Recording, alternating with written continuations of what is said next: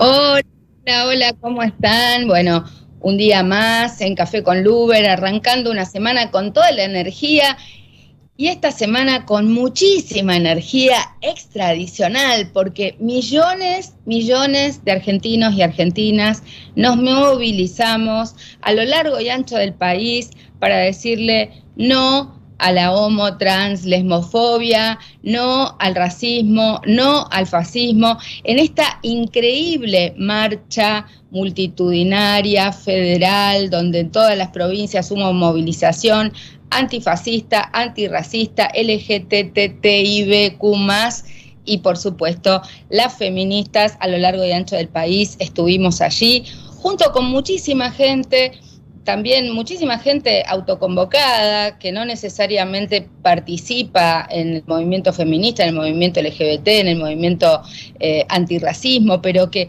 se dio cita frente a las barbaridades que el presidente Milei había dicho en Davos, pero también a las barbaridades que ocurren todos los días. Y bueno, vimos el impacto en los medios de comunicación, vimos que por primera vez una marcha de estas características es tapa de todos los diarios del país, y también vimos que en el caso del tema del femicidio, donde, bueno, el presidente había anunciado la eliminación de la figura del femicidio del Código Penal, una lucha de tantos años para las feministas, vimos cómo tuvo que retroceder, dar marcha atrás en una etapa de La Nación. Dice que lo van a reconsiderar porque obviamente se dieron cuenta de que viola todos los tratados internacionales, de que es una barbaridad y de que utilizando la ley penal más benigna, más de 300 femicidas que hoy están presos quedarían en libertad. Y seguramente, bueno, el presidente no quiere quedar pegado con una situación de estas características, pero es una burrada tras otra. Y después apareció en un tuit desdiciéndose de lo que había dicho en Davos y tratando de recomponer la situación después de esta marcha multitudinaria, tratándola de tapar con otros temas.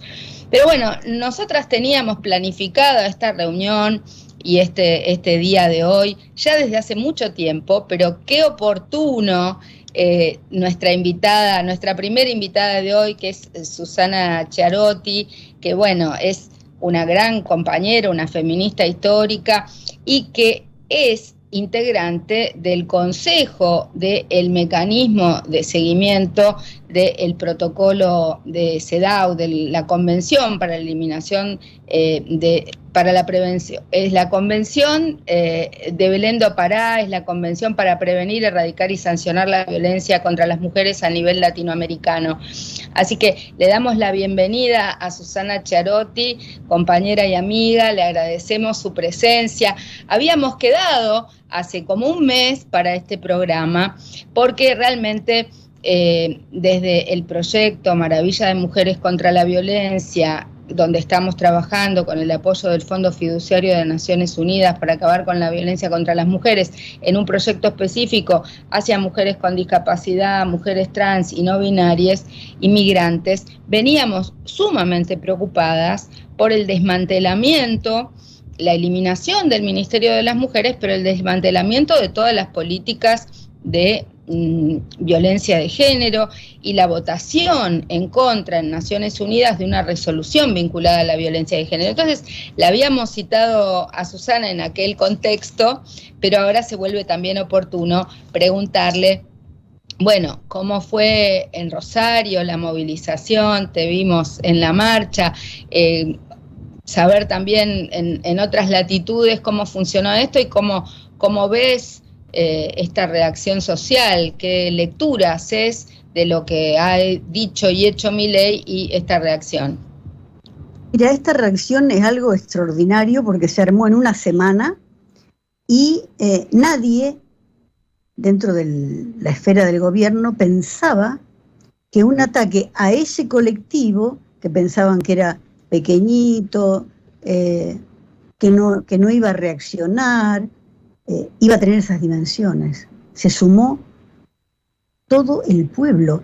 Mira, acá en Rosario salimos a las 6 de la tarde de la Plaza San Martín y a las 8:30 estaban llegando todavía las columnas al monumento. O sea, no habían terminado de llegar. Era algo tan impresionante que me recordó al 24 de marzo. En Rosario, el 24 de marzo es la manifestación más grande de la ciudad, y esta fue tal cual. Estaban las madres de Plaza de Mayo, estaban la APDH, los sindicatos, atrás de todo venían algunas agrupaciones partidarias. Y adelante de todo, feminismo popular, de una organización de izquierda, gente joven, gente grande, canosos y chiquitos.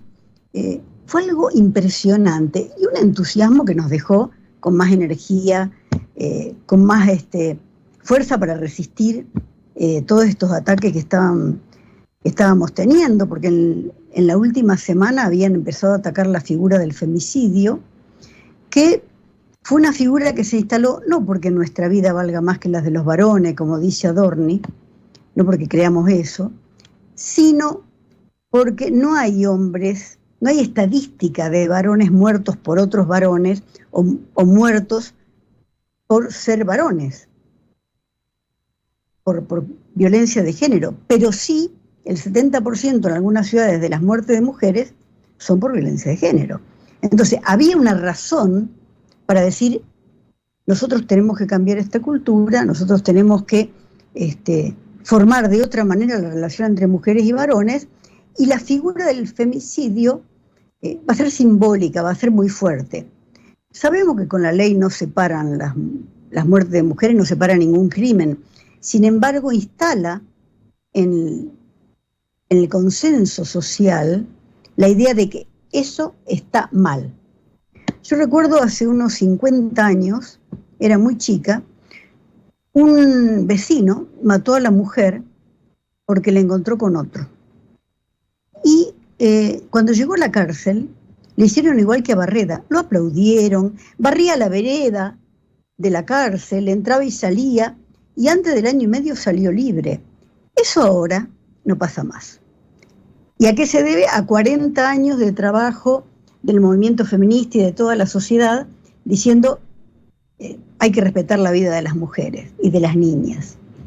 Y eso nos lo quieren borrar de un plumazo.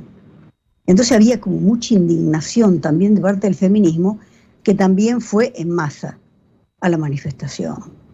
Repasemos, Susana, por un lado, cuáles son los datos, los indicadores, las cifras de femicidios, lesiones hacia las mujeres, violencia de género en Argentina, porque no todos los que nos están escuchando y las que nos están escuchando están empapados en este tema. Digamos, en general la gente piensa que, digamos, está como más instalado el punto de que una de cada 4 mujeres sufrió violencia de género, es como algo que la gente sabe más, y más o menos la gente cree que muere una mujer por día por causa de femicidio, pero afinanos un poco el panorama de lo que está pasando ahora en Argentina con la violencia de género. Mira, la problemática de la violencia de género es claramente la destrucción de un andamiaje y una institucionalidad que fue construida a lo largo de 40, 45 años, ¿no? Teníamos un espacio de género en el Estado que vigilaba, porque se necesita una autoridad de aplicación que vaya vigilando las normas que se hacen para lograr la igualdad de las mujeres, para prevenir, sancionar y erradicar la violencia. Y teníamos servicios. Es más, en octubre del año pasado terminamos una investigación sobre los refugios para víctimas de violencia en la Argentina, comparado con México y con Brasil. Y en la Argentina había un número importantísimo, 163 refugios para mujeres, la mayoría sostenidos por los municipios, ¿no? Para mujeres que sufren violencia. Mujeres y diferencias sexogenéricas. Y ahora los municipios están dejando de recibir los fondos para sostener esos refugios. Además, se fueron cerrando todos los servicios y los programas para atender a las víctimas de violencia, tanto sean mujeres como niñas, adolescentes.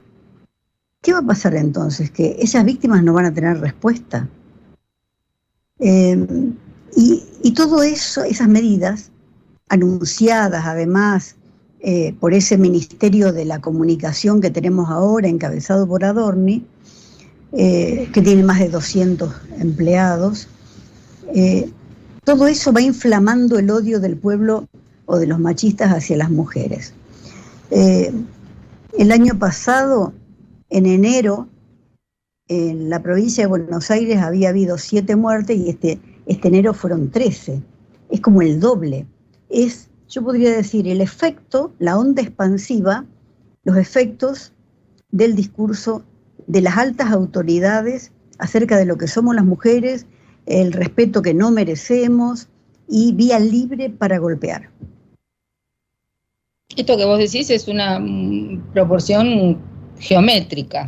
Aparte, hay varios observatorios de la sociedad civil que dan cuenta de que cada 27 horas habría un femicidio, más o menos en promedio en el último año, pero también, al existir el Ministerio de las Mujeres, Género y Diversidad, había habido un avance y un trabajo sostenido, incluso a lo largo de diferentes administraciones y con cambios de signo político, había permitido que se terminara en incluso llevar datos estadísticos, había un registro de las denuncias, una sistematización que empezaba por primera vez a homogeneizar y concentrar la información para los, no disponible para el común, pero sí, yo recuerdo, hemos hecho seminarios con juezas, con jueces, con funcionarios judiciales, con funcionarios municipales que nos decían que por supuesto ellos podían acceder y ver la trazabilidad de la violencia, y un violento que había sido denunciado en una provincia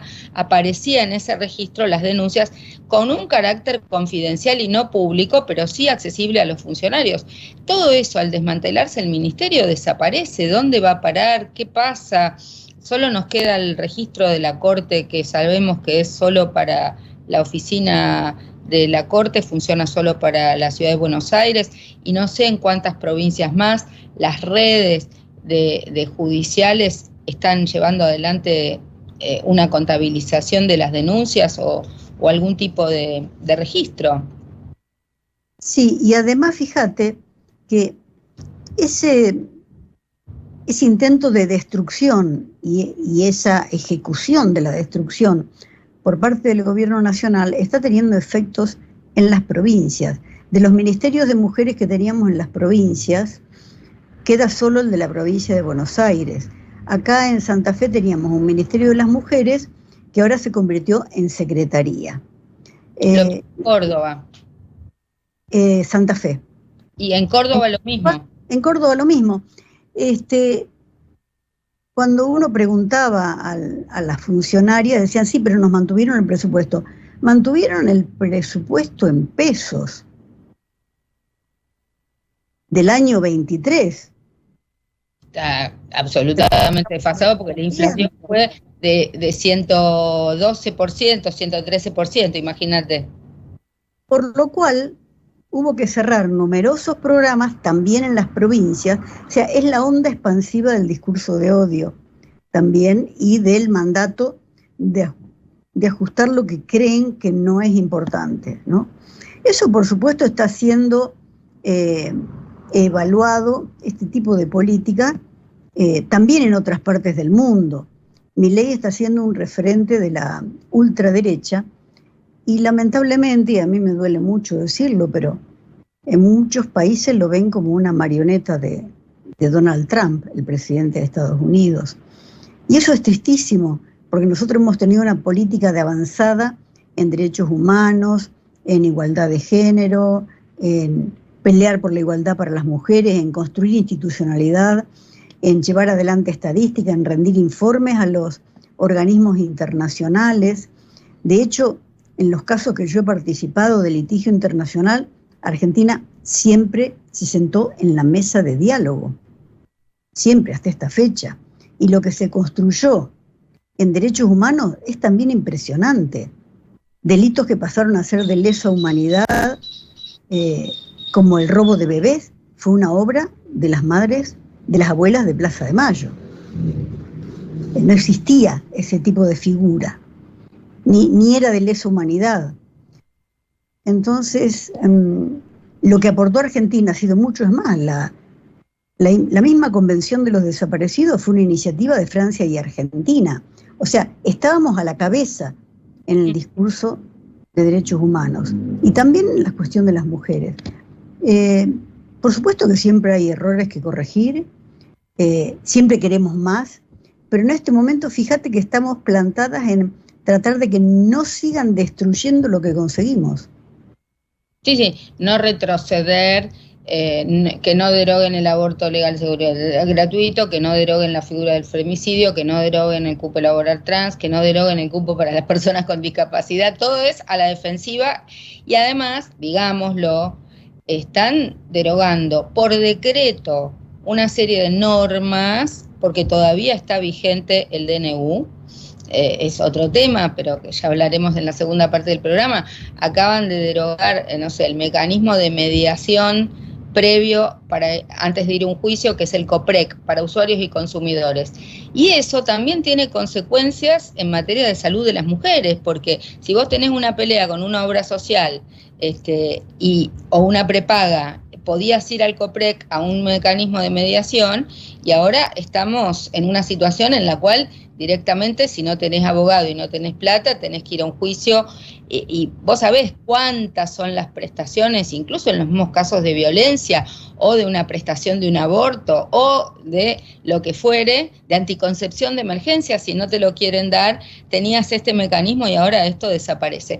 Entonces, quiero preguntarte, el MESECVI, que es el mecanismo de la Convención de Belén do Pará, de la Convención para Prevenir, Erradicar y Sancionar la Violencia contra las Mujeres, ya hizo un llamado de atención a la Argentina. ¿Por qué no nos recordás qué fue? Por supuesto, vos eras integrante y te abstuviste porque sos nacional, pero ¿qué dijo el MESECVI?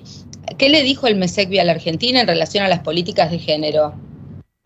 El MESECVI lo primero que planteó es que había que fortalecer la institucionalidad de género, o sea, los espacios de género en el Estado, hacer conexiones entre todos los ministerios, ¿sí? Y también que había que capacitar al Poder Judicial, porque el índice de impunidad era altísimo. O sea, nosotras íbamos midiendo el índice de justiciabilidad, se tomaban todas las denuncias, de ahí se veía cuántas llegaban a sentencia y de estas sentencias cuántas eran favorables o desfavorables. Teníamos los datos que había preparado la Oficina de la Mujer de la Corte Suprema de Argentina, de que en violencia teníamos un nivel de justiciabilidad del 20 y pico %, o sea, había un índice de impunidad del 70 y algo, pero en violencia sexual era del 98.1%. ¿Qué significa? Que solo el 1.9% de las denuncias que hacían las mujeres llegaban a sentencia condenatoria. Y eso mostraba también que algunas de las campañas en las que el gobierno invertía dinero no tenían tanto sentido, porque si no se mejoraba el sistema, porque vos le estás diciendo a las mujeres, por ejemplo, la campaña Mujer, si sufre violencia de género, denuncia. Mujer, denuncia, denuncia, denuncia. ¿Y a dónde vas? ¿A dónde va tu denuncia después de pasar por la picadora de carne que es el Poder Judicial? Para obtener el 1.9 de sentencia. Entonces se había hecho, pero ya desde hace 15 años. Y te voy a decir una cosa más. Yo me acuerdo de una investigación que tal vez te debes acordar. Silvia Schechter en CECIM, te estoy hablando de una investigación de la década del 80, 90, ya tenían una investigación que habían hecho ellas de lo que llamaban el embudo en materia de violencia de género y el acceso a la justicia. En esa época no teníamos tantas definiciones de acceso a la justicia, de accesibilidad, pero era lo que estás describiendo, era casi idéntico a lo que ocurría en la década del 80 y del 90 en aquella investigación. O sea que pareciera que en violencia sexual particularmente, porque no estamos hablando de lesiones o de otra violencia, estás hablando de violaciones, estás hablando de violencia sexual, que es más difícil de probar que otras violencias, ese embudo ya es algo permanente, consistente, que hay que demolerlo a través de otros mecanismos que no estamos dando en lo cierto, ¿no? Sí, y ahora tenemos que tener en cuenta que este gobierno tiene por lo menos dos grandes tipos de estrategia para atacar nuestros derechos. Una es ir de frente al estilo toro, ¿no? En una arena, en un circo de arena, tipo Milei en Davos. Y otro es ir subrepticiamente y por debajo, destruyendo determinados programas, quitando insumos, Echando gente. echando gente, por ejemplo, en el tema de aborto, no mandar insumos a los hospitales provinciales, a los municipios, no mandar fondos para insumo, dejarlos sin anticonceptivos, sin anticoncepción de emergencia, sin otro tipo de recursos necesarios, es una manera de boicotear. Bueno, los medicamentos para el VIH, o sea, ahí tenemos una lista de cosas, ¿sí? Es una manera de financiar, es vaciar. Seguro, vaciar, boicotear, ir destruyendo por debajo. Y por afuera también el discurso en general de odio, ¿no es cierto? Acá... Dos preguntas más. Una es, sí hubo un amparo presentado por el equipo ELA y algunas otras organizaciones de mujeres que dio, por suerte, una medida cautelar donde el Estado no puede terminar de desmantelar las políticas de prevención de violencia contra las mujeres. Por ahora es una cautelar, pero no sé si tenés información sobre si el Estado acusó recibo de la cautelar o si revirtieron en algo, porque cuando uno habla con el ministro de Justicia y le pregunta por estos temas que ahora quedaron bajo su esfera, él dice nuestro compromiso y ensayó este discurso de, bueno, para cualquiera que reciba violencia, no importa si es mujer, varón, niño, niña, planta, no sé, ese discurso creo que queda desmantelado con lo que vos habías dicho de las situaciones específicas de violencia de género y ahora con este regular en chancletas en relación a la figura del femicidio. Pero en concreto, ese amparo y esa medida cautelar, ¿vos creés que pueden llegar a buen puerto o llegan tarde porque las mujeres las matan en el camino? No, no es que lleguen tarde, no es que necesitemos llegar a buen puerto. Fue una excelente estrategia de las compañeras de ELA y de otras organizaciones, pero el gobierno movió todos los hilos del aparato de justicia para que habiliten la feria para apelar. Impresionante, o sea, la apelación, ¿no es cierto?, está en curso. Entonces no lo acepta el gobierno. A mí me parece que llenar los tribunales con esta medida por lo menos molesta, ¿no? Así que lo seguiría haciendo. Pero ya, por lo que sabemos, hay muchísimas denuncias contra el mismo jefe de Estado y también contra estas medidas. Ahora han destruido todo un ministerio, han destruido el comité, el Instituto Nacional contra la Discriminación, del cual fuiste presidenta. Me acuerdo que le elevaste el nivel de una manera impresionante. Y la gente que trabajaba en el INADI hace 4 meses que no cobra nada y los tuvieron colgados, mandándole en Navidad, a fin de año, telegramas, con una crueldad impresionante. Son muchos los trabajadores del Estado que han vivido eso. Y entonces, con ese tipo de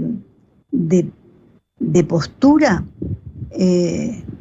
pareciera que no le importa nada. Yo espero que la marcha que hicimos el sábado en todo el país, que sumó a más de 2 millones de personas, los haga reflexionar un poco. Y una cosa es lo que dicen hacia afuera y otro lo que probablemente haga hacia adentro para evitar más repercusiones y rechazos. Porque tampoco se pueden seguir juntando manchas en la piel del tigre, digamos. Va a tener que tener un freno, porque va a llegar un momento en que ni Trump lo va a poder apoyar. porque hasta él mismo está también frenando alguna de las locuras que había dicho, el mismo Trump. Y acá nuestro discípulo latinoamericano nos está haciendo pasar vergüenza, repitiendo cuestiones que además son mal interpretadas, ¿no? En comercio, Trump es uno de los tipos más nacionalistas que hay, y acá quieren abrirlo y se dicen seguidores de Trump. El tema es que el nacionalismo solo de los países grandes se acepta, ¿no? No el de los países chicos. En los países chicos se llama autoritarismo. Por eso, vamos a seguir. Este sábado va a haber nuevas asambleas de este colectivo, de esta asamblea antifascista, antirracista, LGBTIQ+, por lo menos acá en Buenos Aires. El sábado en Parque Lezama, en el auditorio, volvemos a autoconvocarnos, y supongo yo que ya hay como nodos en distintas provincias que seguramente tendrán sus convocatorias.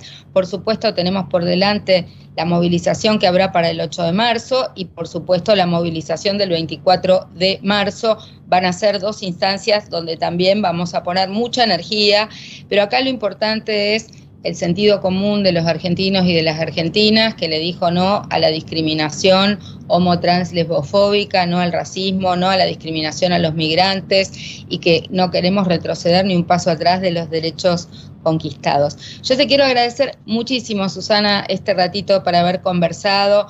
Nos seguimos viendo y, por supuesto, trabajando, articulando juntas en la colectiva federal, feminista, y bueno, seguramente vamos a estar ocupadas y preocupadas, por un lado, hacia el 8 de marzo en todo lo que son las demandas nacionales, pero también este año que se cumplen 30 años de la conferencia de Beijing, vamos a estar seguramente juntas redactando y elaborando documentos de evaluación de qué pasó en estos 30 años desde aquella cumbre en Beijing de 1995 que tantas de nosotras estuvimos y que, bueno, ha tenido un impacto tan importante para nuestra región, para América Latina. Así que te agradecemos, te despedimos, y a todos los que nos están viendo les contamos que hoy es el último día para inscribirse, porque mañana arranca nuestro curso de empoderamiento jurídico comunitario para personas trans y no binarias, para prevenir la violencia de género hacia este colectivo en un momento donde hay tanto odio, tanta discriminación y tanta violencia. Así que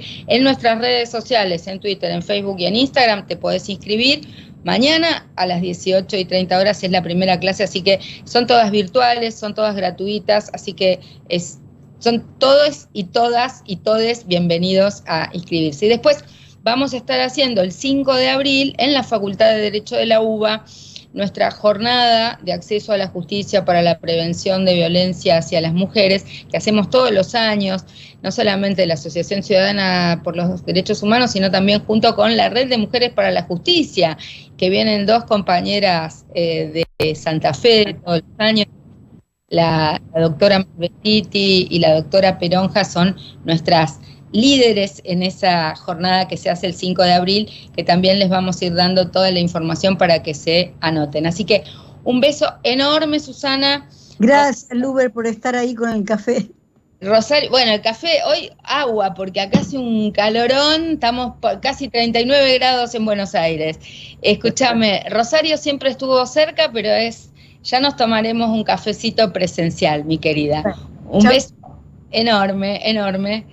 Y seguimos con más Café con Luber.